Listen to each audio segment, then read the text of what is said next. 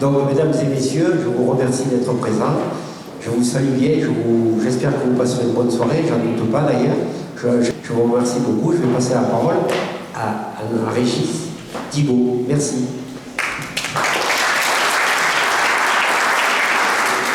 Monsieur le Président, si vous permettez, avant de faire une petite introduction, j'ai un service à vous demander. Parce que tout à l'heure, en arrivant à la CCI, je suis passé par l'esplanade, et sur l'esplanade, j'ai vu quelque chose de très curieux que je n'avais jamais vu de ma vie. J'ai vu des camions qui déchargeaient des énormes troncs de bois, des planches de bois. Qu'est-ce que c'est ça? Qu'est-ce que c'est ça? Alors je m'avance vers eux, je leur dis c'est pour les feux de la Saint-Jean, je dis trompé de date, ça passe. Je lui dis c'est pour construire la cabane du Père Noël à la veille des fêtes. Il me dit non, c'est pas ça. Je dis qu'est-ce que c'est? On ne peut pas vous dire. Puis je marche, je fais quelques mètres en direction de la CCI, et puis tout d'un coup j'entends une chanson de Johnny Hallyday, Allumer le feu. Et là, je ne vous cache pas que j'étais très inquiet pour la conférence de ce soir. Et donc, monsieur Boulet, j'ai un service à vous demander si vous pouviez envoyer un de vos agents de sécurité à l'esplanade pour assurer Michel Mathieu. Voilà. Bon, revenons à des choses plus sérieuses. Un certain nombre d'entre vous étaient à nos premières conférences. Là, aujourd'hui, il y a des têtes nouvelles. Juste quelques mots sur que représente notre association, les rencontres Charles Péguy. Ça repose sur 6 personnes. Le président André Joyeux. Il y a 2 dames qui sont avec nous, Muriel Saint-Bélier et mon épouse Dominique Thibault. Ensuite, il y a Pierre Tissot, que un certain nombre d'entre vous connaissent. Il y a un ami d'enfance qui s'appelle Yves Mossé, qui aujourd'hui est haut fonctionnaire à Paris, qui va venir passer sa retraite, et puis moi, Régis Thibault. Nous aurons le plaisir d'organiser 6 conférences par an, une à peu près tous les 2 mois, sur des thèmes très diversifiés. D'accord? Pourquoi Charles Péguy? Oh, c'est relativement simple. Charles Péguy aujourd'hui est un auteur majeur du XXe siècle, qui est totalement ou presque oublié. Mais Charles Péguy, tout au long de sa vie, je reviens sur un terme que le président Doué a employé, je l'ai cité à quelques reprises, c'est le mot audace. Et Charles Péguy, au niveau du comportement de sa vie, c'est quelqu'un qui a été extrêmement audacieux. C'est pour ça qu'on a retenu ce nom. D'accord? Et dans les thèmes de toutes nos conférences, le cœur du réacteur, le cœur des débats, ce sera le mot audace. D'accord? Et nous ferons en sorte d'avoir toujours des conférenciers qui ont, par le thème de leur conférence, le mot audace. En ma qualité de trésorier, je vous invite de parler autour de vous de l'association Charles Péguy et de faire de la publicité. Nous avons besoin de votre soutien. Je tiens à remercier également nos partenaires, la ville de Nîmes, la CCI avec qui nous avons, ça a été évoqué par le président Louis, passé une convention de partenariat, également les vignerons créateurs de Bellegarde, l'agence de communication, 3e concept, également la librairie Lika qui organisera en fin de conférence de M. Mathieu une dédicace pour ceux qui vous bien.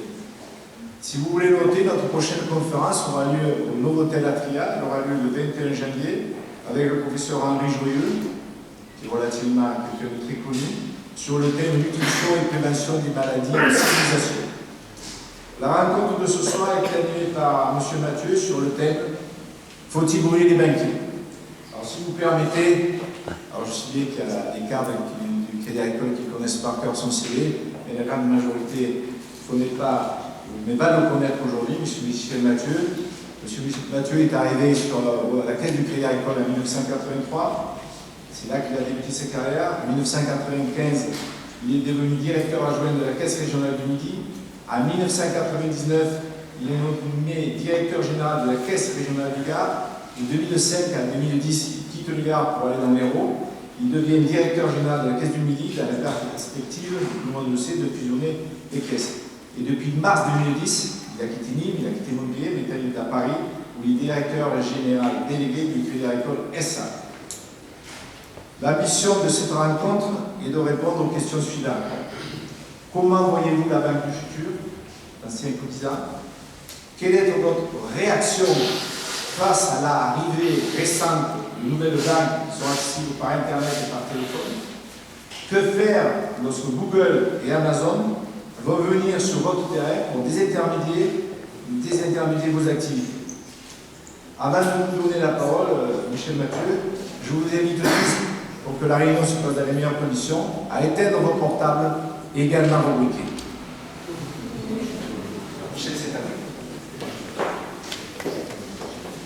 Bien, mesdames et messieurs, d'abord je voudrais vous dire que je suis particulièrement heureux d'être avec vous ce soir. Je suis gardois, nîmois, depuis très longtemps, 1976, je me considère maintenant comme nîmois. Je viens avec plaisir à l'invitation de mes amis de l'association, voilà, à la fois parce que ça me permet de revenir dans ma ville. Je ne vais pas retourner à Paris demain, donc vous voyez, j'ai pu profiter d'un long week-end, et en même temps ça me permet de retrouver mes amis nîmois et les collègues du Crédit Agricole qui sont pour certains dans la salle. Voilà, ça me fait très plaisir de les revoir. Voilà, on a pas mal œuvré ensemble. Voilà, alors je vais essayer de faire quelque chose le moins, comment dirais-je, le plus simple possible. N'hésitez pas, si vous trouvez que ce que je dis, j'ai essayé de ne pas mettre trop de chiffres, d'être relativement simple. Si vous trouvez que ce que je dis est incompréhensible, arrêtez-moi, dites-moi votre truc, on ne comprend rien. N'hésitez pas à me couper si vous n'êtes pas d'accord avec moi. N'hésitez pas à poser toutes les questions que vous voulez, il n'y a pas de questions bêtes. On sera d'accord ou pas d'accord, mais je vous dirai la vision de la banque, la vision que je peux avoir de la banque. C'est bon le son? Oui, ça va. Voilà, alors je vous ai fait, faut-il brûler les banquiers? Je vous propose de ne pas répondre tout de suite à la question, parce qu'évidemment, si je ne vous explique pas, vous allez dire immédiatement, oui, on va faire un autodafé, on va vite le brûler, et on n'en parlera plus.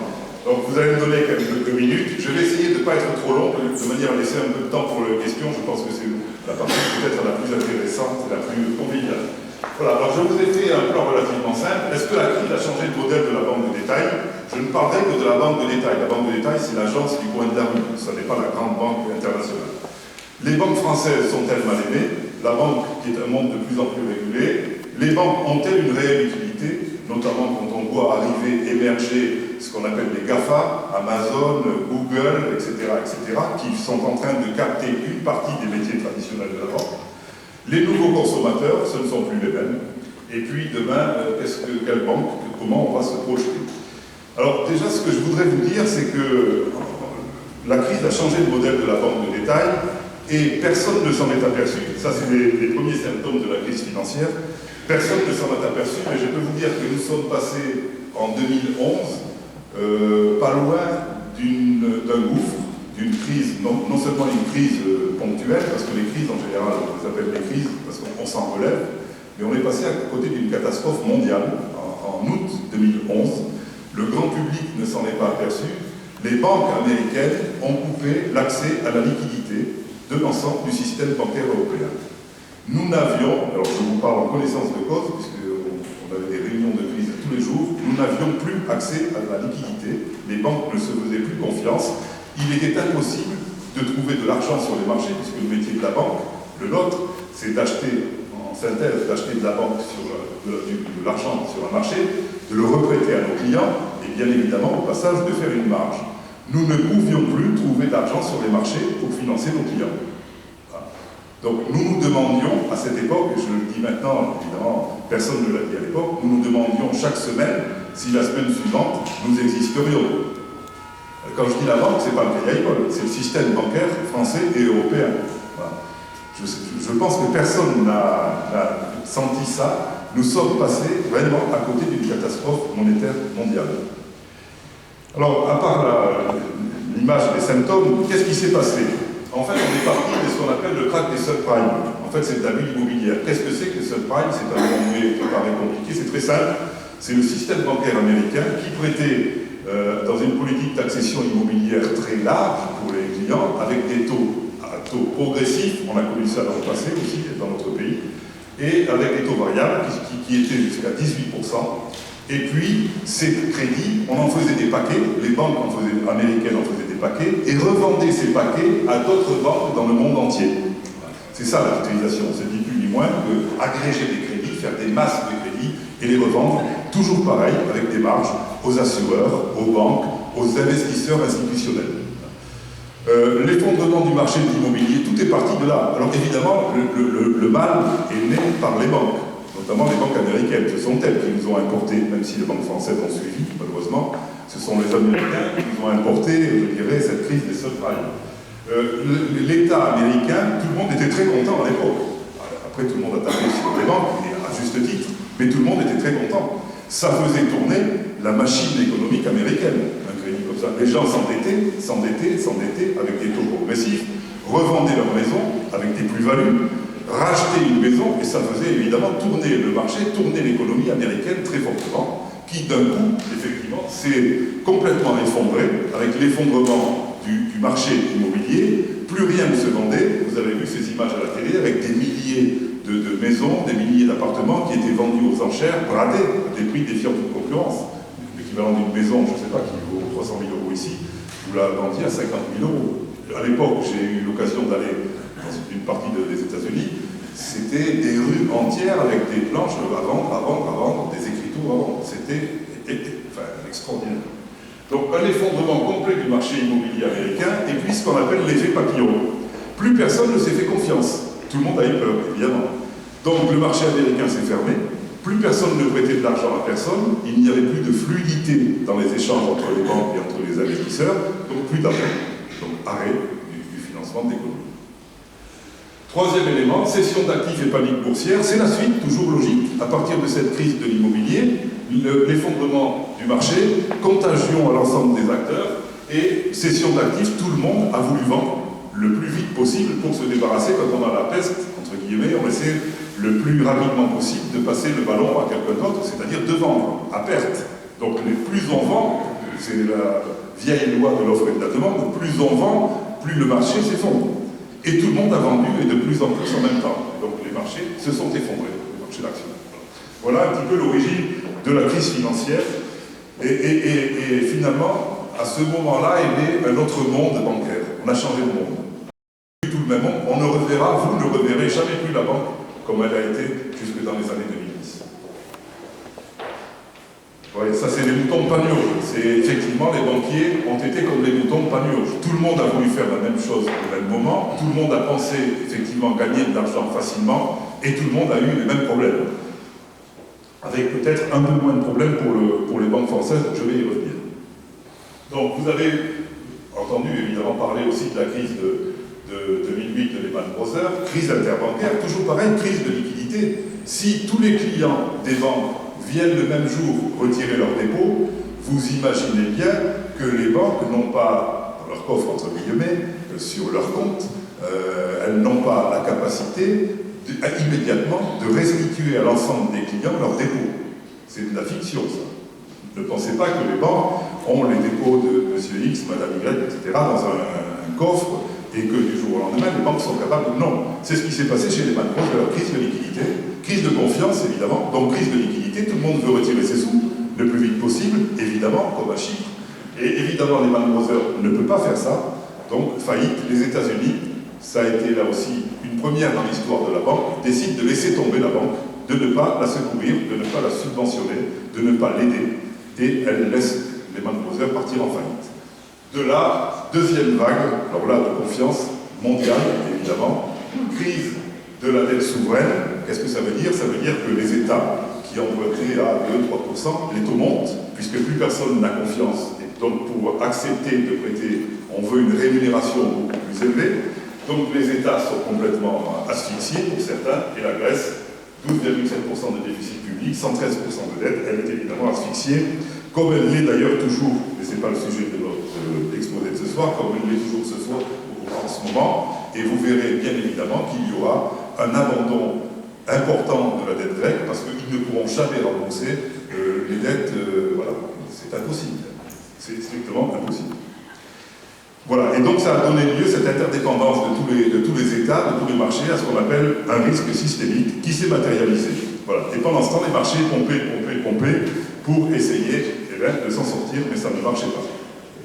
Alors la crise, elle aura coûté, selon des estimations qui sont plus ou moins variables, environ 4 000 milliards, selon le Fonds monétaire international, c'est 2 fois le PIB français.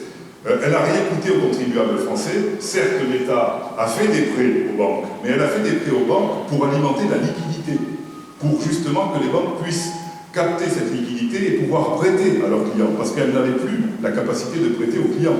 Quand on vous a parlé de crise du crédit, c'est pas qu'à un moment, alors il y a des moments où on dit non sur les crédits, mais c'est pas que les banques ne voulaient plus faire de crédit, c'est qu'elles ne pouvaient plus faire de crédit. Elles n'avaient plus de liquidité à prêter à leurs clients. Donc l'État est venu au secours du système financier français, a prêté de la liquidité. Les banques d'ailleurs ont remboursé l'État très rapidement, puisque l'année d'après, tout était remboursé, et ça a fabriqué plutôt un profit pour l'État, tant mieux. Voilà. Et je vous disais, en août 2011, après toutes ces crises, la nouvelle banque est née, et elle ne sera plus jamais la même. La banque française, ni la banque internationale ne sera plus jamais la même. On vit quand même dans un monde, il y a quelques banquiers dans la salle, que nous n'avons jamais connu. Les liquidités, on en a aujourd'hui, on ne sait plus qu'en faire. Les Américains ont inondé de dollars leur marché, la BCE a inondé d'euros le marché européen, comme vous le voyez dans la presse, hein, on déverse des centaines de milliards dans l'économie, et on dit, mais comment se fait-il que ces milliards ne servent pas à financer la croissance, à financer l'économie? Pourtant, ces milliards sont à la disposition des banques, c'est vrai, il y a excès de liquidité aujourd'hui, mais on n'arrive pas à l'injecter dans l'économie réelle. Et quand on discute avec les chefs d'entreprise, ils disent, je ne comprends pas comment vous avez autant de liquidités données par la BCE et qu'on ne finance pas plus l'économie. Ben, la réponse, elle est plus ou moins simple, c'est qu'on a bien réglé les problèmes de liquidité, mais on n'a pas réglé les problèmes de confiance. Un chef d'entreprise, il y en a sans doute dans la salle, il ne fait pas un projet. J'ai eu une discussion avec un ministre, que je ne citerai pas, qui me disait, oui, mais vous comprenez, il faut que les entreprises créent de l'emploi. Je dis, monsieur le ministre, avec tout le respect que je vous donne, vous n'avez rien compris à l'économie. Le chef d'entreprise, son projet, c'est pas de créer de l'emploi. Son projet, c'est de bâtir un projet, d'avoir un espoir de gain et un espoir de développement, et pour faire ça, il crée éventuellement de l'emploi. Mais ce n'est pas son but ultime de créer de l'emploi, ça n'existe pas, ça. Ou alors, il n'y a rien. Voilà. Et vous voyez, c'est ce type de raisonnement, il n'y a pas de confiance. Le problème dans notre pays aujourd'hui, je crois que c'est un problème de confiance. Je ne vais pas parler de toute idée politique mise à part, évidemment. Je ne vais pas parler de la pression fiscale, de l'instabilité fiscale, de la pression réglementaire, mais je crois que le principal problème qui semble plus commencer à se régler un petit peu, c'est la confiance. Alors, les banques françaises sont-elles mal aimées? Oui. Si on regarde l'évolution du parasite, vous voyez, effectivement, la banque française, les banquiers sont effectivement très mal aimés. Alors, d'abord, les mythes ont la vie dure. Si vous regardez quelques chiffres, simplement pour qu'on partage ça, 85% des Français pensent que le monde va mal. Quand on interroge les Français, 85% disent « ouais, globalement, on ne sait pas dire pourquoi, mais ça va mal. On va mal. » 52% des Français associent réussite et corruption. C'est des éléments que vous ne trouverez nulle part. C'est moi qui ai piqué des choses, parce que je trouve ça, il y a des liens extrêmement intéressants. 52% associent la réussite et la corruption. Sous-entendu, un chef d'entreprise qui réussit, une fois sur deux, c'est parce qu'il y a de la corruption. Alors vous voyez la représentation qu'on peut avoir de certains métiers. En 1982, 62, j'arrive pas à lire, 82, 2 tiers avaient confiance dans leur banque. Seulement 25% en 2012. Et entre 2008 et 2012, il y a une réelle incivilité qui s'est fait sentir, plus 123% d'incivilité dans les guichets des banques, toutes les banques confondues, d'incivilité, donc c'est énorme.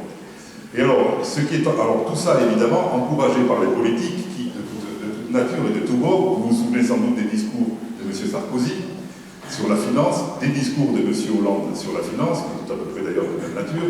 Bon, tout ça, je pense, ne va pas forcément, alors ça fait plaisir évidemment aux Français, puisque c'est démagogue, et on aime bien écouter ça, mais enfin ça ne règle pas le problème. Et quand on voit que 8% des Français ont confiance dans leur banque, seulement, alors que 41% des Américains ont confiance dans leur banque, qui pourtant, on se demande où est l'erreur. Alors bien sûr, le banquier, il prend le blé et l'oseille.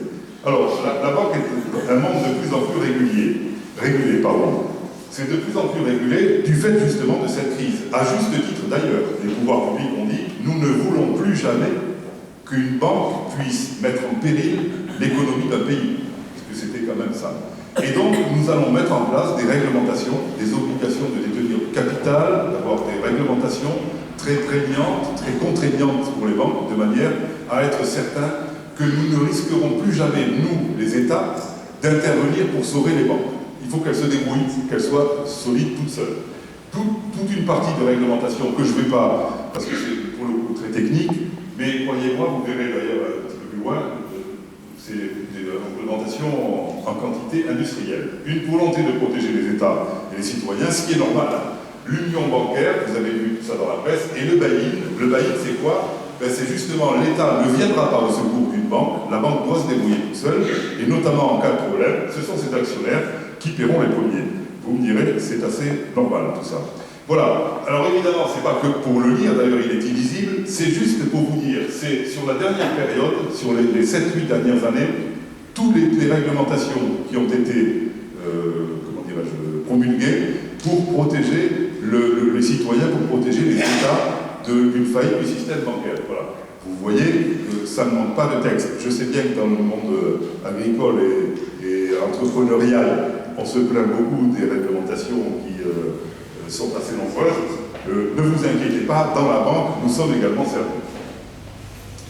Alors, est-ce que les banques ont une utilité? Parce que finalement, après tout, est-ce qu'on ne peut pas vivre sans banque? Je dirais qu'il y a plus. Le plus difficile, c'est la gestion du quotidien, mais on s'en aperçoit même plus. La fonction coffre-fort. Vous avez sans doute vu ou lu dans la presse que la Banque Centrale Européenne fait payer maintenant les dépôts que les banques font à ses guichets. C'est-à-dire que moi, Crédit Agricole, ou BNP ou Société Générale, je dépose tous les soirs dans les guichets de la Banque de France, qui les dépose au guichet de la BCE, mes liquidités, mon argent. Je ne le garde pas dans un sac, dans un coffre. Je suis obligé de le déposer à la Banque Centrale. Et chaque fois que je dépose 100 €, la Banque Centrale me fait payer 0,30 depuis cet après-midi, 0,20 jusqu'à hier, 0,30, me fait payer 0,30 pour que j'ai le droit, moi, banque, de déposer mon argent chez elle. On n'a jamais vu ça. Jamais. Jamais. Au contraire. Je me souviens, et certains qui sont dans la salle et s'en souviennent aussi, quand on déposait de l'argent, la Banque Centrale vous payait. Vous donnez une petite marge. Là, maintenant, les banques payent. Alors pourquoi tout ça? La finalité, elle est très simple. C'est de se dire, ben, si je fais payer les dépôts quand une grande banque vient déposer chez moi, elle va, plutôt que déposer cet argent, essayer de le prêter, de l'utiliser, puisque là, elle va percevoir une marge. Mais c'est un raisonnement, d'ailleurs, ça ne fonctionne pas, qui est à côté de la plaque. Ça ne fonctionne pas. La Banque Centrale Européenne pourra doubler le montant des liquidités qu'elle injecte dans l'économie, ça ne marchera pas plus. Pourquoi? Vous faites des crédits que quand il y a une demande, solvable évidemment, mais une demande. S'il n'y a pas de demande, même si vous injectez 3 fois plus de liquidités, vous ne ferez pas, entre guillemets, boire un homme qui n'est pas soif. L'image n'est pas très belle, mais je crois que vous voyez ce que ça veut dire. Ça ne fonctionne pas. Ça ne fonctionne pas. Donc, vous verrez d'ailleurs, vous l'avez sans doute vu la semaine dernière, si vous avez fait attention, c'est passé relativement inaperçu. Pour la première fois, on a eu des articles dans Le Monde, dans les Échos, en disant les banques françaises, je crois que les autres le font déjà, vont faire payer les dépôts. Vous l'avez vu ça? La BNP, LCL, la Générale ne le faisaient pas jusqu'à maintenant, sauf pour les comptes de professionnels, etc. Je parle des comptes grand public, là, des particuliers, pas des entreprises et des commerçants qui sont habitués depuis longtemps à payer. Le particulier va payer son compte. Aujourd'hui, il y a des discussions pour que les investisseurs institutionnels, les assureurs et autres, qui déposent beaucoup de très grosses masses d'argent chez les gestionnaires, pour leur faire payer leurs dépôts. Avant, on les cherchait. Maintenant, on va leur faire payer le fait de déposer, parce que quand ils déposent chez KCIS, par exemple, une entreprise, un dépositaire agréé, celui-ci va la déposer où? À la BCE, on lui fait payer 0,30. Et donc il dit à son client, monsieur, moi, il faut que vous me payiez moins 0,30, sinon, voilà, ça. Donc ça va changer là aussi, vous allez voir, assez considérablement, ça mettra un petit peu de temps, mais 1 an et demi, assez considérablement les relations avec les clients particuliers. Cette fonction coffre-fort, où les banques couraient plutôt derrière leurs clients pour récupérer et capter de l'argent, vous vous souvenez sans doute tous de cette période, elle est complètement inversée maintenant. À garder l'argent des clients, ça coûte cher. Alors qu'avant, on courait derrière pour le capter, pour s'en servir, pour faire des prêts. D'ailleurs, les clients me disaient, mais c'est mon argent, vous l'utilisez et vous ne rémunérez pas mon compte. Vous vous souvenez de cette période? Là, on a vraiment changé le paradigme de réflexion. La proximité, elle est physique et digitale, et j'y reviendrai. La disponibilité, aujourd'hui, je ne sais pas, vous avez tous des enfants, ils ne veulent pas la banque qui ouvre à 9h, qui ferme à midi, qui ouvre à 2h et qui ferme à 5h. Plus plus personne ne fonctionne comme ça. Là, Régis vous a demandé d'éteindre vos téléphones, sinon je suis sûr que vous seriez tous en train de pianoter pour voir le dernier mail ou le dernier... Voilà, les clients de demain, ce sont ceux-là. Ce ne sont pas les clients qui viendront à leur banque, aux heures bancaires, etc. Tout ça a du plomb dans l'aile. Et tout ça nécessite déjà d'être repensé. Alors avec des stratégies assez différentes. Comme la Société Générale, vous avez entendu, qui veut fermer 20% de ses agences. Bon, ceci dit, dire je veux fermer des agences, de mon point de vue, ça ne fait pas une stratégie. Il vaut mieux se poser la question de savoir qu'est-ce que je fais dans mes agences avant de dire si j'en ferme ou si j'en mets. Mais bon, c'est le problème de la société, chacun le sien. Il y a un point aussi qui va devenir extrêmement important. Souvenez-vous de ce que je vous dis ce soir. C'est la confidentialité de vos données. La banque a le plus grand nombre d'informations sur vous, c'est votre banquier. C'est peut-être même pas votre épouse ou le curé ou le pasteur, c'est le banquier qui les a. Il sait tout. Il sait tout. Il sait si vous avez, grâce aux traces que vous laissez avec votre carte de crédit, si vous avez dormi à l'hôtel à Paris aujourd'hui, si vous avez mangé au restaurant, il sait tout. Où vous étiez, ce que vous avez mangé presque, je veux savoir, avec qui, etc., etc. Ces données-là, les banques, ça, je pense, c'est un point de force des banques françaises, elles s'interdisent de donner ou de vendre ces données, on dira qu'elles les vendraient parce qu'elles créent des cadeaux, elles s'interdisent de les donner. Ça n'est pas du tout la même chose dans certains pays. Et il y a aujourd'hui des tentatives législatives de permettre, de considérer que la donnée est libre. C'est-à-dire d'obliger les banques, votre banque, à ouvrir ses ordinateurs, ces fichiers, pour donner librement accès aux Amazon, aux Google, etc., les données de l'ensemble des clients. C'est planétaire, la réflexion n'est pas simplement franco-française. Imaginez-vous, je pense que les particuliers ne sont pas assez conscients de ça et ne se battent pas assez pour la protection des données, la confidentialité de leur vie privée. Alors évidemment, vous allez recevoir après, si ça marche, Amazon, vous allez payer avec votre carte dans une librairie, je dis n'importe quoi, vous allez acheter des bouquins, immédiatement vous allez recevoir sur votre message un SMS, on vous fait après 3 000 € si vous avez acheté beaucoup de livres. Un magasin de vêtements, on va dire, c'est peut-être plus plausible que des bouquins. Immédiatement, vous allez être en train de payer, vous allez recevoir un SMS, monsieur, faites un crédit chez nous à 3% pour ce que vous... Enfin, c'est ça le pistage, hein. C'est en permanence, l'offre commerciale en permanence. Donc je crois que c'est très grave, et nous autres, banques françaises, avons pris la position vis-à-vis des pouvoirs publics, et notamment de la future loi Macron sur le numérique, de se battre pour protéger les données de nos clients. Nous ne voulons pas que personne ne puisse utiliser, même nous, utiliser les données de nos clients. Je crois que c'est un point très important. Et si ce verrou saute, je crois que c'est extrêmement dangereux pour nos vies privées. Et puis la facilité, bon ça c'est d'abord savoir comme on veut, quand on veut. Alors le crédit aussi, évidemment le crédit c'est le moteur du développement. Dans les pays en développement qui n'ont pas accès au crédit, il n'y a pas de croissance économique. Alors évidemment le crédit, quand on se voit refuser un crédit par sa banque, on n'est pas content, c'est normal. D'ailleurs des fois la banque se trompe, ça arrive aussi, mais enfin, en général, la banque a plutôt intérêt à faire du crédit. Là aussi, toujours avec ce même ministre, il me disait, mais de toute façon, les banques, vous n'avez pas intérêt à faire de crédit, monsieur le ministre. Excusez-moi, c'est la deuxième fois pendant le dîner, et vous n'avez rien compris. 30% du chiffre d'affaires de la banque est fait, n'est-ce pas, messieurs les banquiers qui sont dans la salle, est fait grâce au crédit. Est-ce que vous avez déjà vu un commerçant qui dit, non, moi, ça ne m'intéresse pas de faire du chiffre d'affaires. Les marges, non, j'en veux pas. Bon, tout ça c'est idiot. Alors évidemment du crédit solvable, du crédit qu'on rembourse. Si c'est du crédit à perte, c'est pas terrible. Voilà. Donc le crédit, évidemment, c'est une fonction importante. Je trouve que c'est une responsabilité partagée, parce qu'on dit souvent le banquier n'a pas voulu prêter, mais c'est partagé dans le sens où le chef d'entreprise qui fait un crédit, il s'engage. Il engage sa boîte et son avenir. Et bien évidemment, la banque le fait aussi en acceptant, en refusant, elle engage sa responsabilité. Et c'est quand même un accélérateur de temps. Qui peut s'acheter sa maison aujourd'hui, hier, sans faire avoir recours au crédit? Si le crédit n'existait pas, on retrouverait des usuriers. Forcément, on a tous besoin d'accélérateurs de temps. C'est la fonction principale du crédit, ça accélère le temps. Ça me permet de faire des projets que je n'aurais jamais pu faire.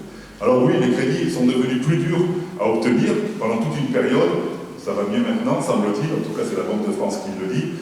Mais c'était aussi pour toutes ces contraintes, à la fois de réglementation et de liquidité. C'était pas une volonté, je vous l'assure, je ne suis pas là pour raconter des histoires, mais c'était pas une volonté stratégique des banques de ne plus faire de crédit. C'est qu'elles ne pouvaient plus faire de crédit. elle n'avait plus cette capacité d'avoir de la liquidité. Et donc, voilà, elle n'en faisait plus. C'est bête, mais c'est la réalité. Les nouveaux consommateurs, alors là, on veut, le nouveau consommateur, il veut tout et son contraire. Il veut vivre à la ville comme à la campagne, il veut être célibataire en groupe, il veut se presser sans se stresser, il veut économiser mais pour dépenser plus, il veut gagner du temps pour en perdre, il veut recréer le monde extérieur à la maison. Tout ça ressort d'études très sérieuses, etc. J'ai mis ça en phrase, mais voilà, j'ai pas pensé ça ce matin en me levant, hein, vous en doutez. Voilà d'ailleurs toutes ces études, les évolutions sociétales, démographiques, etc. 7 millions d'actifs relèvent d'emplois précaires aujourd'hui dans notre pays. 7 millions d'actifs relèvent d'emplois précaires. Les plus de 75 ans vont représenter en 2035 80% de la population. Tout ça, regardez les quelques chiffres. Le mobile, 8 Français sur 10. 2 millions de familles sont des familles monoparentales en France. Un ménage sur 3, c'est une personne seule. C'est pas le ménage. 8% de la population étrangère ou immigrée. 8 milliards de transferts annuels. Voilà. La part de dépenses de santé pourrait, selon les projections, d'ici 2020, être multipliée par 2. Je ne vous parle même pas des problèmes de retraite. Les caisses de retraite vont exploser. La déréglementation, etc. Bon, voilà, vous voyez, vieillissement de la population, nouveau parcours de vie, nouveaux modèles familiaux, l'immigration et l'émigration, le désengagement de l'État qui ne peut plus. L'État, il est surendetté, notre État. Voilà. On a de la chance d'ailleurs d'avoir des taux tels qu'on les a aujourd'hui pour refinancer la dette de l'État. Je touche du bois pourvu que ça dure, mais ça ne durera pas, malheureusement.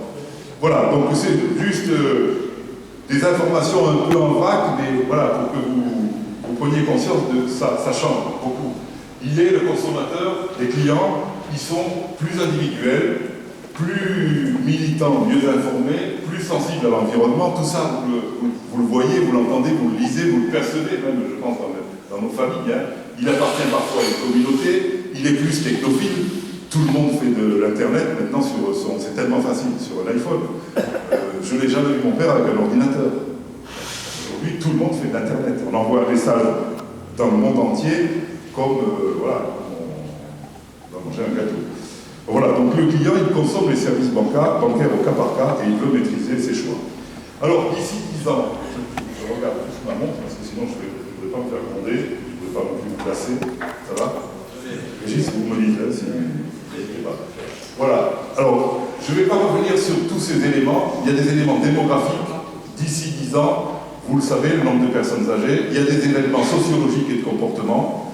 Il y a une sensibilité croissante à l'environnement, un client qui est toujours plus mobile, qui est en attente de conseils, etc., etc. Sur la partie réglementaire, j'en ai déjà parlé des réglementations qui sont maintenant européennes, elles sont plus françaises. La France n'existe plus en termes de réglementation bancaire. C'est fini. C'est l'Europe. Tout se fait au niveau de l'Europe. Nous avons perdu la main, complètement.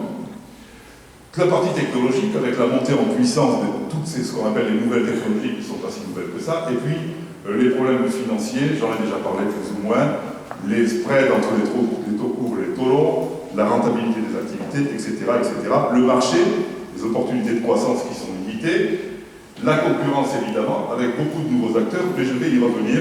Le but est juste de vous faire passer l'idée, pas de vous lire le document dans le détail. Alors demain, quelle banque?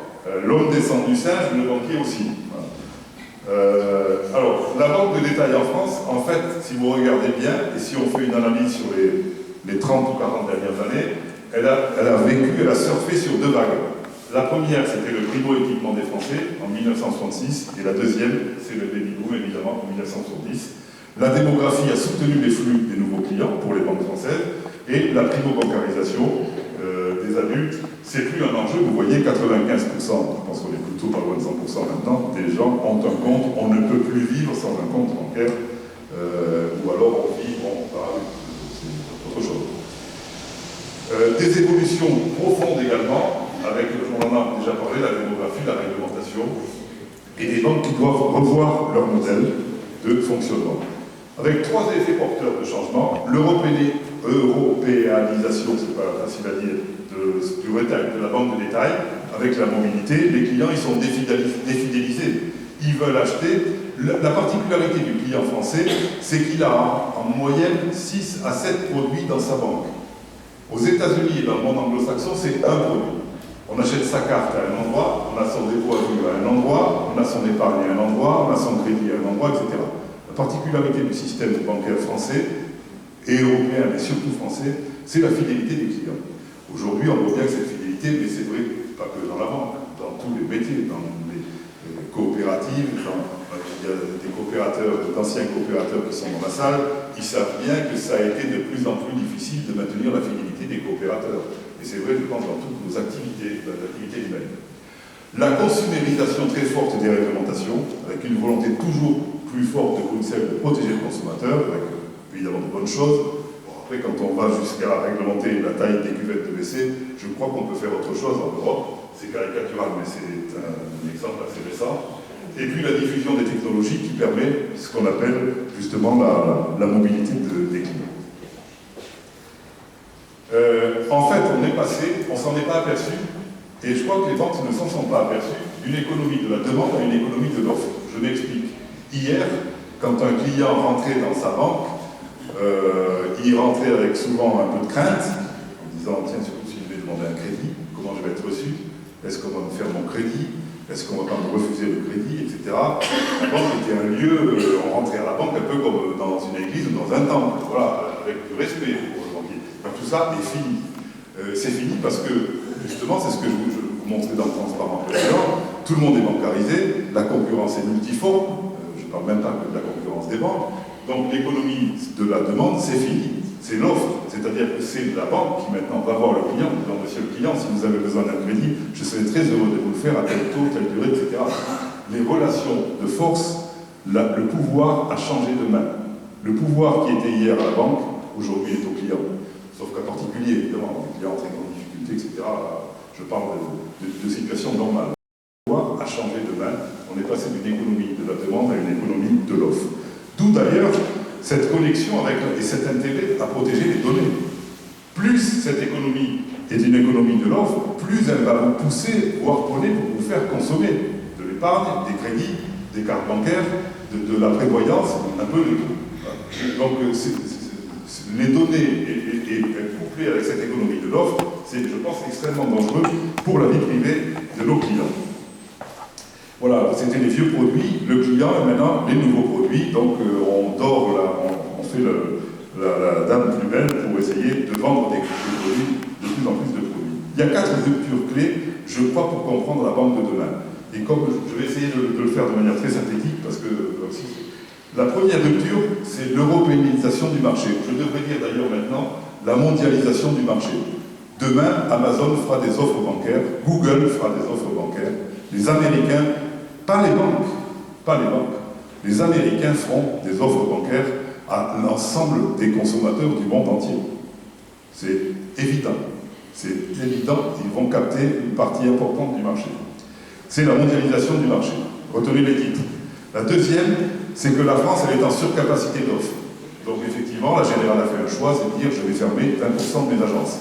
Si, parce que le banquier n'est qu'un commerçant comme un autre, il n'ouvre une agence que s'il y a des mots du monde qui viennent dans son agence, évidemment.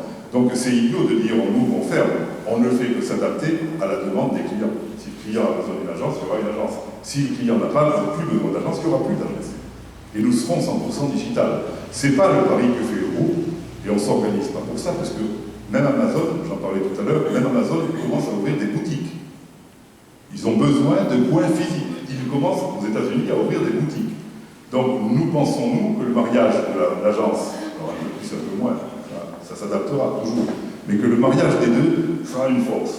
Mais tout le monde ne pense pas la même chose. Ça, pour le coup, ça n'engage que moi. Mais la France est une région en surcapacité d'offres, avec une guerre des prix qui va s'intensifier, obligatoirement. En surcapacité d'offres, soit il y a une guerre des prix, soit certains acteurs absorbent d'autres acteurs.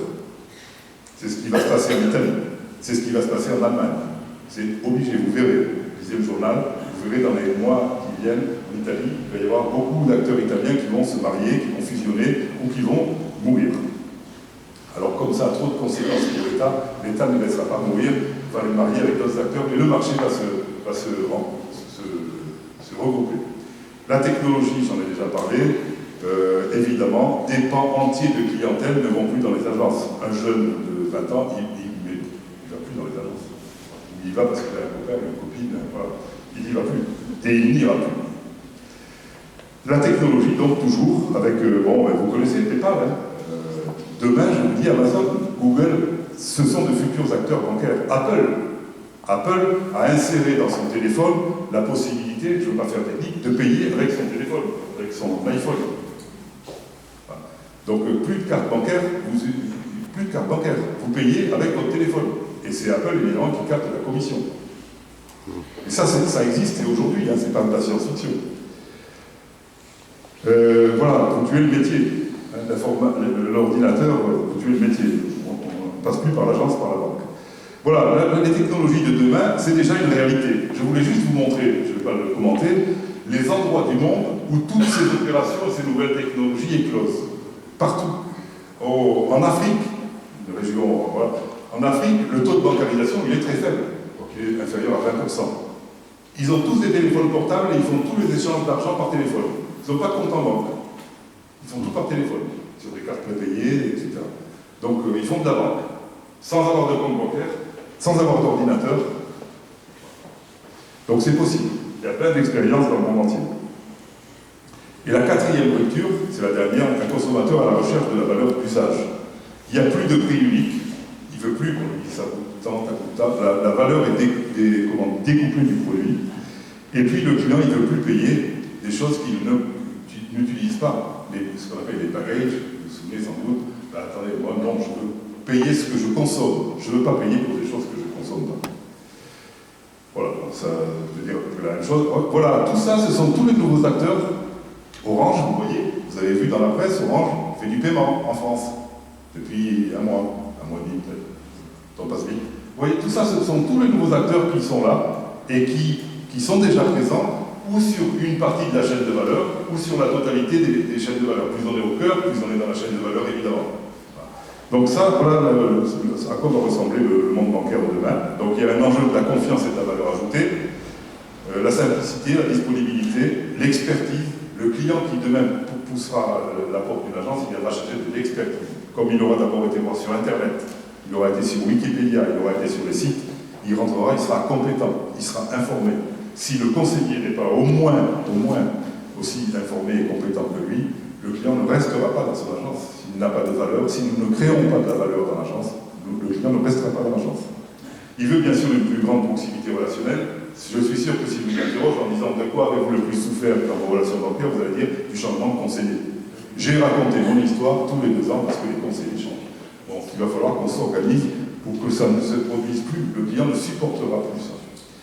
Et puis, il veut des preuves concrètes de reconnaissance. Je suis un bon client, je suis un client fidèle, vous me donnez quoi par rapport à un client qui est moins fidèle?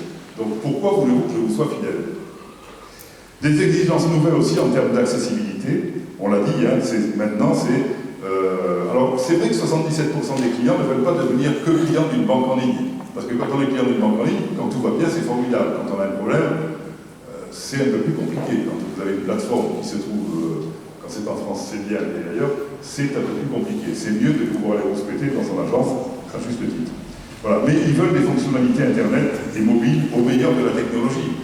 La banque qui ne sera pas capable de fournir des applis, comme on dit dans le monde technologique, les applis, c'est les petites applications, les petites icônes que vous avez sur votre téléphone. Ceux qui ne seront pas capables de fournir ça vite aux clients seront juste dispensés, ils n'existeront plus. C'est terminé. La vieille informatique avec les gros ordinateurs, c'est terminé. L'agence, le web, le prix, le conseiller, la personnalisation et le fait de penser solution. Le client, il veut qu'on pense solution, pas produit. Il ne veut plus qu'on lui parle produit. Monsieur, dans l'étagère, sur l'étagère, c'est ce produit, il est très bien. Il dit non, parlez-moi de solution. Et puis après, on parlera de produit. Donc c'est une approche du métier qui est assez radicalement différente. Voilà, il veut le meilleur de la banque, partout et pour tous, avec ce qu'on appelle la banque multicanale de proximité, plus pratique, plus proche, plus experte, plus participative. Voilà un peu comment ça s'organise. En tout cas, c'est l'organisation que nous avons retenue, je ne sais pas si elle est idéale, mais c'est le mariage justement des deux, je vous en ai parlé. Alors, en conclusion, je serai à peu près dans mon timing, faut-il brûler les banques? Je me suis sincèrement posé la question. Après tout, je ne suis pas les banquiers, voilà. Donc on peut faire autre chose de sa vie. Je dirais, pourquoi pas? Au Moyen-Âge, je ne sais pas si vous le savez, c'était relativement fréquent. On faisait de temps en temps brûler un banquier. Voilà. Ça n'allait pas mieux, mais sans doute, ça faisait du bien. J'espère que ce n'est pas ce qui va m'arriver ce soir. Je dis pourquoi pas, mais tout a joué le rôle des banques. Mais elles sont sûrement pas parfaites. Et je ne suis pas en train de faire un lobbying ce soir, mais aujourd'hui, c'est pas le crowdfunding. Vous savez ce que c'est? C'est des prêts de particulier à particulier quand il y a des projets. Est-ce que vous connaissez le vote? C'est très bien. Tant mieux si ça se développe. On est d'ailleurs pour, et nous aidons des entreprises de crowdfunding. C'est 30 millions en France cette année de prêts. Voilà. Donc c'est bien, tant mieux si ça se développe, mais ce n'est pas le crowdfunding qui va prendre le relais pour le moment des banques. Voilà. Donc il faut bien, pour le moment, vivre à tort ou pas avec un système, et pour le moment, je crois qu'on n'a encore pas trouvé mieux. Il y avait les usuriers dans le temps, mais on n'a pas trouvé mieux que pour le moment continuer à utiliser sa banque. Voilà. Mais sauf qu'elle a un défi énorme, c'est de s'adapter, et c'est pas simplement, et là aussi il y a des amis banquiers dans la salle, c'est pas simplement de l'adaptation, c'est une révolution qu'on a à faire. Une révolution extrêmement importante pour le client, parce que je pense que le client est roi aujourd'hui, je dirais presque, et c'est tant mieux, et tous ces défis, Amazon, Google, je trouve que ça va nous secouer, et ça va nous obliger à reposer les bonnes questions. Quelle est la seule question qui vaille, et je terminerai sur celle-là, de mon point de vue, quelle est l'utilité que j'apporte à mon client? Merci, j'espère que je ne vous ai pas trop... Merci.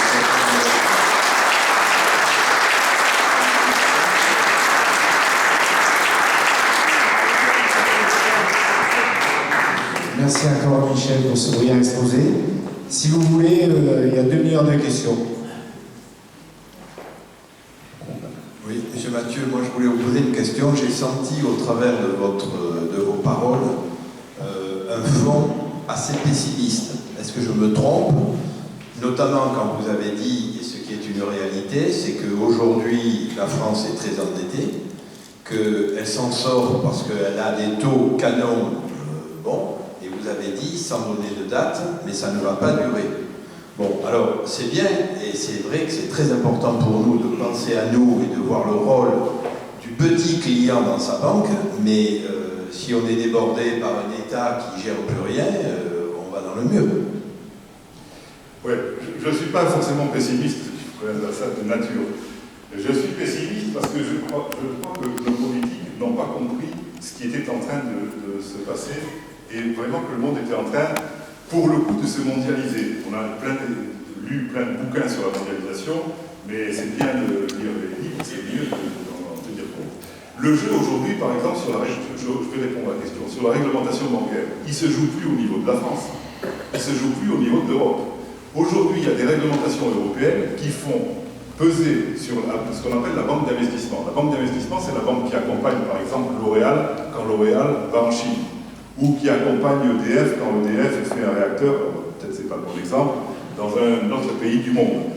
Cette banque-là, aujourd'hui, la réglementation européenne met tellement de contraintes que les Américains, la banque d'investissement américaine, qui met beaucoup moins de contraintes que la banque européenne, est en train de prendre petit à petit les parts de marché que les banques européennes avaient sur le marché mondial. Quand on construit un métro, n'importe quoi, à Sydney, les banques françaises étaient, en matière d'aéronautique, tiens, je vais parler de quelque chose que je connais, en matière de financement d'avions aéronautiques, la première banque française, c'est CACIB, la filiale du Crédit Agricole, la banque d'investissement du Crédit Agricole. Je le dis pour Corico, bien, donc je vais quand même... Donc nous sommes le premier financeur des avions dans le monde. Aujourd'hui, les financements d'avions se font en dollars. Ça ne se fait pas en euros, ça ne se fait pas en monnaie chinoise, malheureusement, ça se fait en dollars. Les Américains sont en train de couper l'accès au dollar aux banques françaises et européennes pour pas qu'elles puissent faire ces financements d'avions et prendre des parts de marché. Un exemple. Les banques américaines finançaient 30% il y a 5 ans des grandes opérations d'infrastructure mondiales. Aujourd'hui, elles en financent 47%. Cherchez l'erreur. Ça, c'est pour le monde bancaire. Alors, en ce qui concerne notre... Et ça, on le dit aux politiques. Mais je ne sais pas s'ils sont un peu autistes, pas forcément familiarisés avec ces... Voilà, ce ne sont pas des experts. C'est difficile de faire passer les messages. Alors, en ce qui concerne l'État, je n'invente rien du tout. Les États sont à peu près tous surendettés. Les Américains sont encore plus surendettés que nous. Seulement, eux, ils ont la planche à billets, ils ont le dollar, qui est une monnaie de réserve mondiale. L'euro ne l'est encore, malheureusement, pas assez. Et l'euro, c'est pas la France. L'euro, c'est l'Europe. Le dollar, c'est les États-Unis. Donc, quand on voit le mal qu'on a à se mettre d'accord sur certains sujets. Pour en revenir à la France, donc, compte tenu des désordres sur la planète, les investisseurs mondiaux, ils vont se mettre où? Ils se mettent sur le dollar, pas tellement encore sur la monnaie chinoise, parce qu'il y a un risque de change, des fois ils dévaluent leur monnaie, etc. Donc quand vous avez 20% d'évaluation, vous avez juste perdu 20% de votre capital.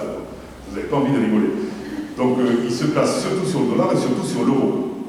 Les pays émergents, le Brésil, l'Argentine, etc., bon, c'est quand même beaucoup plus compliqué, lisez là aussi la presse, ça va être, même dans les temps qui viennent, encore plus compliqué pour eux quand les Américains vont remonter leur taux. Ils vont finir par le faire. Jeannette Yellen, elle va finir par le faire.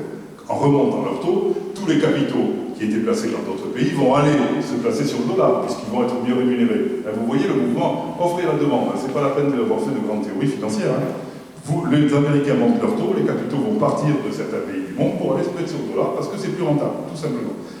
Nous, on a eu beaucoup de chance jusqu'à maintenant, justement parce que le dollar était relativement bas. Les Américains ont fait leur QE, leur quantitative easing, ils ont inondé de dollars leur pays, comme fait la BCE pour l'Europe.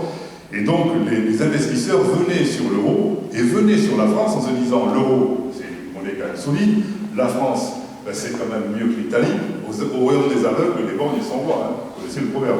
C'est mieux que la Grèce, c'est mieux que l'Italie, c'est mieux que l'Espagne, c'est mieux que le Portugal. Bon, il y avait la France et l'Allemagne, et là les Hollandais, les Pays-Bas. Donc l'Allemagne, taux de rendement de l'Allemagne, c'est tellement sûr que ça ne rapporte rien. Vous placez votre argent en Allemagne à 10 ans, un particulier qui place son argent sur les bons allemands à 10 ans, il a 0,10. 0,20 de rémunération. La France rémunère un peu mieux. Donc, que font les investisseurs institutionnels? Ils se disent, c'est l'euro, c'est solide, c'est la France. On n'a pas 25 000 choix. Et donc, ils achètent de la dette française. Ils achètent, et puis ils croient en la France. Tant mieux. Ceci dit, on est dans une conjoncture de taux. Alors, ça va durer encore, les taux bas, puisque vous avez vu encore, la BCE va injecter encore plus de liquidités. Tant que cette politique va durer, ça tient. Le jour où il va falloir remonter les taux, et un jour ou l'autre, il faudra remonter les taux. On ne peut pas vivre durablement tel qu'on vit. Aujourd'hui, on ne les remonte pas parce que déjà, l'économie n'est pas brillante. Si on remonte les taux, vous imaginez bien que ça va être quand même très compliqué. Donc, tant que ça tient, que les taux ne remontent pas, ça va tenir. Jusqu'au moment où les investisseurs vont siffler la fin de la récréation, ou par les taux qui vont remonter ailleurs, ou parce qu'ils vont arrêter de placer, moins placer en euros et plutôt aller sur le dollar. Et là, on n'a jamais eu des conditions de refinancement de la dette française comme on l'a aujourd'hui. Mais cette dette, elle continue à accumuler des intérêts, même s'ils sont moins élevés, c'est facile à comprendre. On est pas loin de 100%. 100% d'endettement. Un ménage, vous gagnez 2 000 € par mois, vous dépensez 2 000 € par mois. Vous avez juste un problème. Voilà, les États, ça marche exactement de la même manière. Donc oui, je suis pessimiste parce qu'un jour ou l'autre, les taux remonteront. Je ne sais pas dire si c'est dans 6 mois, dans 2 ans, mais les taux remonteront. Et je trouve que les réformes structurelles, à droite ou à gauche, n'ont pas été faites dans notre pays. Voilà. L'État ne fait pas les réformes structurelles qu'il devrait faire. Je ne dis pas qu'il faut revenir en 45 pour faire, mais il faut faire des réformes structurelles que nous n'avons pas faites. Donc oui, ça m'inquiète. Oui. Ça tient pour le moment. Mais j'ai l'impression que c'est vraiment de la gestion à court terme. Un peu comme dans une entreprise, si on gérait au trimestre, sa trésorerie, ou c'est un peu ça. On pousse devant en se disant, bon, ça tient, ça tient. Ça ne tiendra pas sur la durée. Ça n'est pas possible. Je vous le dis, ce soir, la Grèce, il n'y a pas de journaliste dans la salle. Ça ne tiendra pas. C'est impossible. C'est impossible. Il faudra effacer au moins 30 ou 40% de la dette grecque. Et qui va payer? Alors, parce que vous dites tout ça, c'est de la théorie. Les 40%, c'est vous qui allez payer, moi, hein. Pas la totalité, mais c'est les Européens qui vont payer. C'est pas l'État, c'est nous de toute façon, donc c'est nous qui allons payer. Voilà, il ne faut pas se faire d'illusions. Il y avait même certains politiques qui ont commencé à dire, mais finalement, les Français sont riches. Les taux d'épargne des Français sont très élevés, parmi les plus élevés, voire les plus élevés d'Europe. Donc les Français sont riches. Ils ont accumulé de l'argent, de l'épargne, ils ont des économies. Certains ont pensé, pendant la crise financière en 2011, finalement, si on ponctionnait un petit pourcentage de toute l'épargne accumulée dans l'assurance vie, etc., on règle le problème de la dette française. Mais vous avez vu, c'est ce qui s'est passé à Chypre. Hein. Alors, là, je pense quand même que ça ferait une sacrée révolution. Mais enfin, je ne dis pas ça pour vous faire peur. Hein. Mais non. Qui veut poser une autre question? Pardon de vous dire ça, je suis purement factuel en disant ça. Hein. Je ne prends, c'est tout ce que je dis, c'est dans les articles économiques, dans les bouquins d'économie, c'est pas de la science-fiction. Hein. Maître Tournier, je suis très heureux de vous revoir. Merci d'abord de vous exposer. Peut-être pas 3 questions, mais 3 observations. La dernière est la 2 questions. Vous nous avez d'abord donné un peu froid dans le dos en parlant de 2008 et 2011. Je me voyais prendre mon sac, aller chercher 50 € ou 100 € pour payer quelque chose. Ça n'a pas été rétrospective. Ensuite, la question que j'allais poser, vous avez presque répondu, elle était sous forme de boutade. Je lisais dans un magazine qui se dit Économique, Challenge, de cette semaine, attention, si vous avez des comptes positifs, dès que vous aurez 10 000 €, vous allez recevoir un coup de téléphone de votre banquier. Qu'est-ce que c'est que ça d'avoir des comptes? Vous allez me payer quelque chose.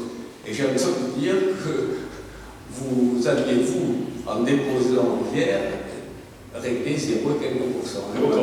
Ma question, est-ce que lorsqu'on aura les contributeurs, on va avoir payer? Et deuxième question, allons vers l'optimisme. Vous avez dit on passe de la demande à l'offre.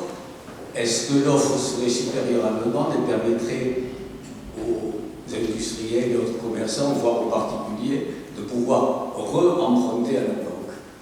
Oui, d'habitude, ce sont toujours de bonnes questions. Oui, la réponse, la première était une remarque. Donc, votre deuxième intervention, oui, mais c'est dans la presse. Hein. BNP, LCL et la Générale ont annoncé qu'ils allaient faire payer 30 €, je crois, le forfait annuel, c'est pas beaucoup, mais à leurs clients particuliers, à vous et moi.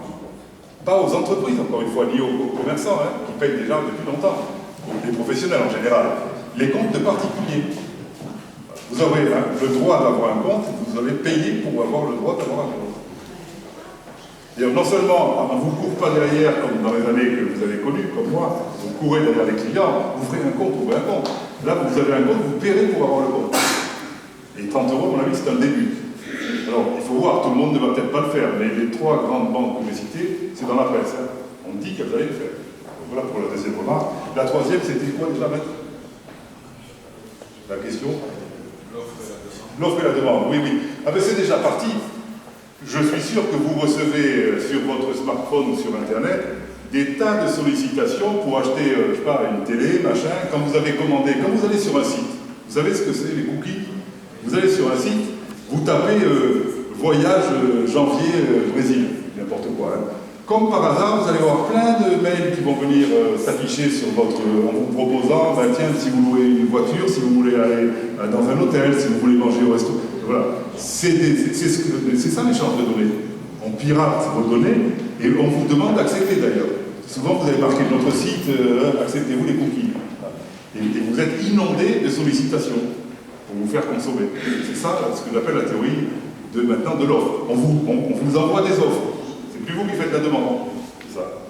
On le voit tous les jours. Je pense que tout le monde l'a vécu, ça. Vous tapez acheter une voiture, vous verrez.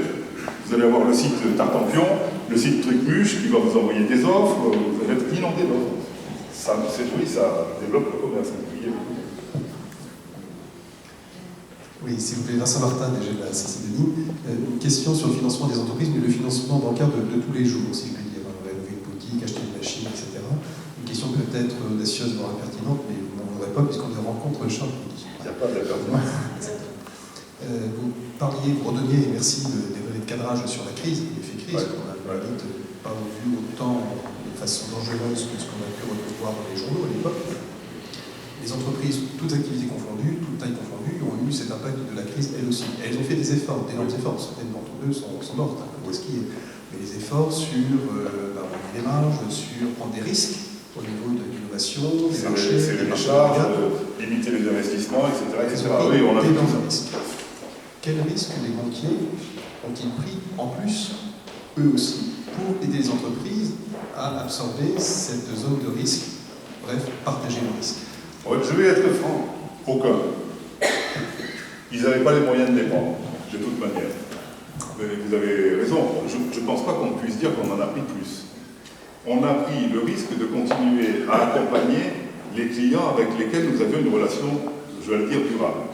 Je vais parler de mon expérience, je ne vais pas parler pour l'ensemble du système bancaire, je ne suis pas habilité et je ne sais pas comment ils travaillent. Mais par exemple, LCL, une entreprise, une ETI, entreprise de taille intermédiaire sur deux, 43%, j'ai arrondi, est cliente de LCL. Donc je pense que c'est un bon indicateur de ce qui se passe dans le monde des entreprises.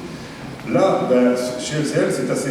Les entreprises, d'abord, n'ont pas eu besoin, pour beaucoup, d'emprunter. Parce qu'elles se sont débrouillées, elles ont serré leurs charges, elles ont limité leurs investissements, et elles ont, dans l'ensemble, plutôt très bien passé la crise. Si vous regardez d'ailleurs dans la presse, même le grand public, qui dit souvent beaucoup de bêtises, mais quand vous regardez ce qu'on appelle les taux de défaut, les taux de CDL, de créances douteuses et litigieuses, ils n'ont jamais été aussi bas dans le monde des entreprises. Vous vous souvenez de la crise de 90, 91, Gilles Lougas, vous vous souvenez, bon. Alors on a eu des taux de CDL, là on a des taux de CDL qui sont les plus bas que nous n'ayons jamais eu, des taux de défaut. Ça veut dire quoi? Que les entreprises, elles ont appris avec les crises qu'elles ont traversées et qu'elles ont serré leur... Après, je vous dis franchement, non, je ne pense pas que les banques aient pris plus de risques. Elles ne pouvaient pas, de toute façon, par rapport à ces problèmes de liquidité et par rapport à ces problèmes réglementaires. Je pense que si elles avaient pris beaucoup plus de risques, ça se serait sans doute mal passé pour elles. Mais ça, c'est inaudible pour un chef d'entreprise. Et je le comprends. Je suis chef d'entreprise, mon banquier m'explique, attendez, j'ai des problèmes de fin de mois. Qu'est-ce que vous me racontez? Mais c'est ça. Pendant toute cette période, ça marche plutôt bien maintenant. Vous avez vu la dernière enquête de la Banque de France, 85% des demandes de financement des entreprises sont satisfaites. Alors vous me direz, il y a toujours qu'un oui. Bon, un crédit, c'est fait pour être remboursé, comme on dit toujours, c'est pas une subvention. D'ailleurs, il y a un journaliste, après l'apparition de mon livre, je faisais une émission sur une radio que je ne citerai pas. Le journaliste me dit, mais on fait des prêts, etc. Il me dit, mais monsieur Mathieu, vous faites des prêts pour être remboursé. C'est pour vous dire, des fois, la culture économique. J'ai dit oui, c'est comme c'est votre argent que l'on prête, mieux que l'on rembourse. Donc la réponse est oui, très honnêtement, non. On n'a pas ni plus, ni moins sans doute, parce qu'on a eu peur, très peur, et sans doute on a monté le niveau d'exigence de la relation avec l'entreprise. Voilà, je le dis avec franchise. Mais je crois que c'est en train, encore une fois, les derniers chiffres de la Banque de France le disent, de se réguler, puisque 85% des demandes de crédit trouvent une réponse satisfaisante. Donc, on revient, je pense, en période plus normale.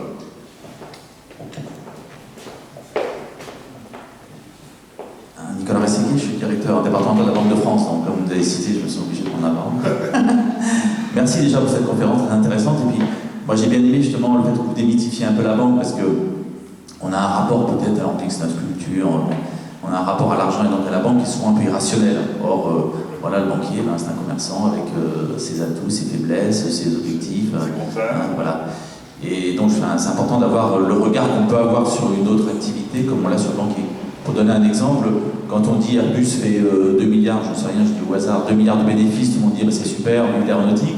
Si on dit telle banque fait 2 milliards de bénéfices, on dit c'est banquier, c'est des escrocs, ils nous ont escroqué 2 milliards. Voilà. Donc, et quand on parle des résultats d'Apple, tout le monde applaudit aux États-Unis, mais nous en France c'est mal vu de faire des résultats.